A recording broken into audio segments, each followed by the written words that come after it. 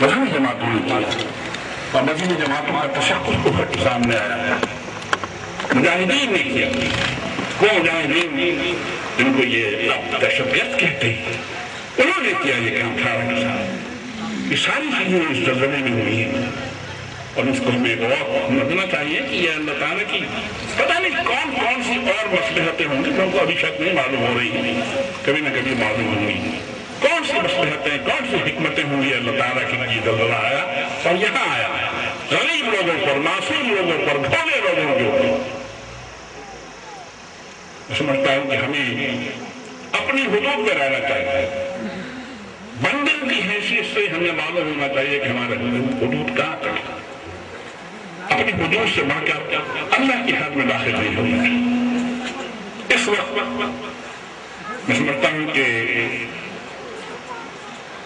اس زلزلے نے کسی حد تک امت مسلمہ کو بیدار کیا, غفلت سے بیدار کیا. امت مسلمہ اس وقت اللہ کے حکم کی اللہ ظاہر ہے کہ امت مسلمہ سے ناراض ہے. 200 سال پہلے کی بات ہے, امت مسلمہ دنیا کی امامت اور قیادت کے منصب پر فائز, اور 1200 سال تک رسول اکرم صلی اللہ علیہ وسلم کے زمانے سے لے کر خلفائے راشدین کے زمانے سے لے کر 1200 سال تک امت مسلمہ دنیا کی امامت, قیادت اور لیڈرشپ کے منصب پر فائز. 200 سال پہلے گناہوں کی وجہ سے, نافرمانیوں کی وجہ سے اس طرح بنی اسرائیل معذور ہوئے تھے, اس طرح امت مسلمہ بھی معذور دنیا کی امامت قیادت سے. لیکن اب امت مسلمہ اسی طرف پیش رفت کر رہی ہے. اس لیے دشمن جو ہے بہت خوف زدہ. ابھی حال میں ایک آرٹیکل چھپا ہے امریکہ کا جو دفاعی اداروں کا ایک جنرل میگزین ہے, اس میں چھپا پورے امریکہ کی آشرواد شامل ہے اس آرٹیکل میں. اس میں وہ کہتے ہیں کہ مڈل ایسٹ, مشرق وسطیٰ جو ہے, عالم اسلام جو ہے, اس کو تقسیم ہونا چاہیے, اس کے نقشے کو تبدیل ہونا چاہیے. اسی آرٹیکل میں انہوں نے کہا ہے کہ یہ پاکستان اور سعودی عربیہ یہ دونوں غیر فطری ممالک, غیر فطری, ان کو باقی نہیں رہنا چاہیے.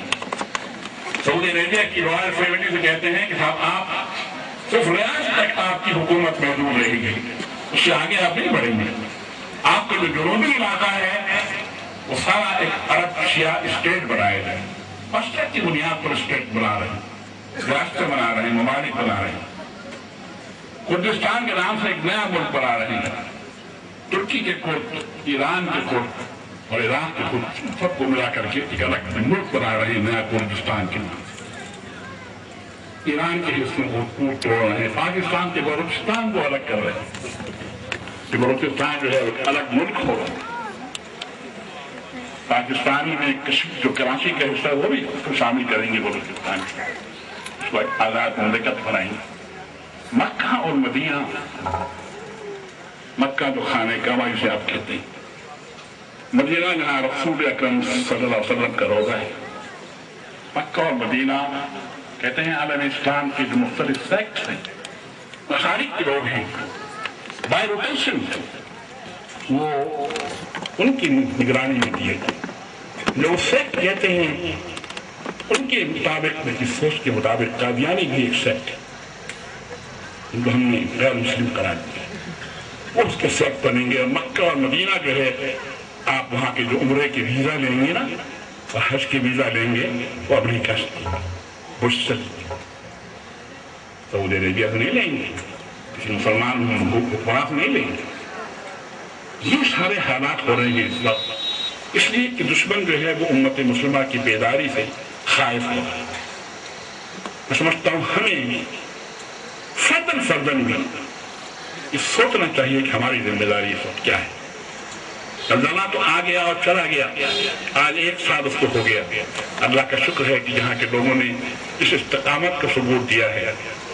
پورے زلزلہ عراق کے اندر وہ بھی تاریخ کا حصہ بنا.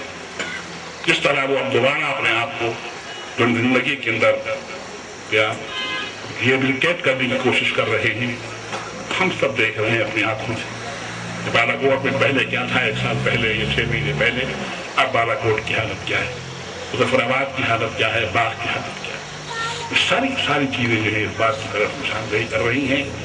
इंशाअल्लाह ताला अब वो दिन दूर नहीं है जब उम्मत मुस्लिमा फिर से दुनिया की क़यादत और इमामत की मनसब पर फायज होगी। और इंशाअल्लाह पाकिस्तान जो है उसके अंदर की सलाहियत मौजूद है और आलम इस्लाम की आंखों का तारा है पाकिस्तान, तारा होगी, इसमें ये सलाहियत मौजूद है कि वो आलम इस्लाम की क़यादत कर सकते।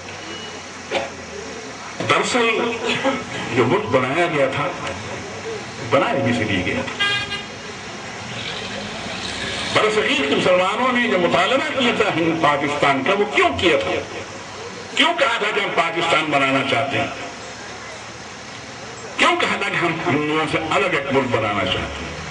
क्यों इसके लिए एक तहरीक चलाई गई थी? क्यों उसके लिए कुर्बानियां दी गई थी?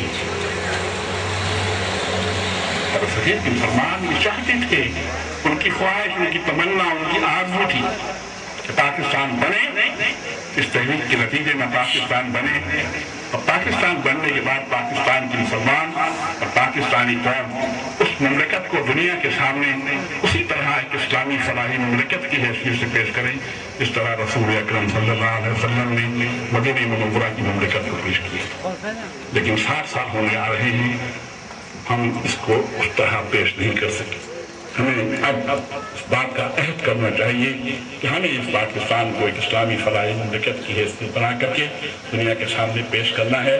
यहाँ के हुक्मरान, आलम इस्लाम के हुक्मरान माशाअल्लाह जो भी इस वक्त हुक्मरान हैं, वो जाहिर है कि अब गावट बने हुए हैं। अल्लाह ताला से ये भी दुआ कीजिएगा अल्लाह ताला हमारे हुक्मरानों को हिदायत नसीब फरमाए, और अगर हिदायत उनके नसीब में नहीं है हमें उनसे निजात अता फरमाए। वाखिर दावाना अल्हम्दुलिल्लाह।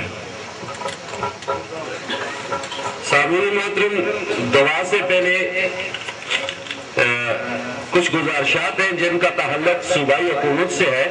कुछ दरख्वास्तें मेरे पास आई हैं जिनका तस्करा स्टेज पे करना जरूरी समझता हूँ। पहली बात यह है कि कुछ लोगों ने ये दरख्वास्त दी है कि हमें मकान बनाने की खातिर लकड़ एक जगह से दूसरी जगह ले जाने के लिए कुछ हमारी जरूरतें होती है।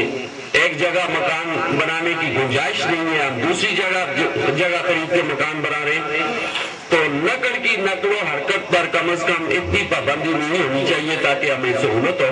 जो इसका ताल्लुक इस एप्लीकेशन का सूबाई हुकूमत से मैं मोहतरम मुश्ताक साहब के हवाले करूंगा ये दरख्वास्तें। और ये दूसरी दरख्वास्त है कि ज़कात फंड में पहले रोजगार स्कीम के तहत, बहाली स्कीम के तहत कुछ लोगों को पैसे दिए जाते थे और कुछ लोग इससे मुस्तफीद होते थे, लेकिन अब वो सिलसिला ज़कात का रोजगार स्कीम का बंद कर दिया गया है। मेहरबानी करके या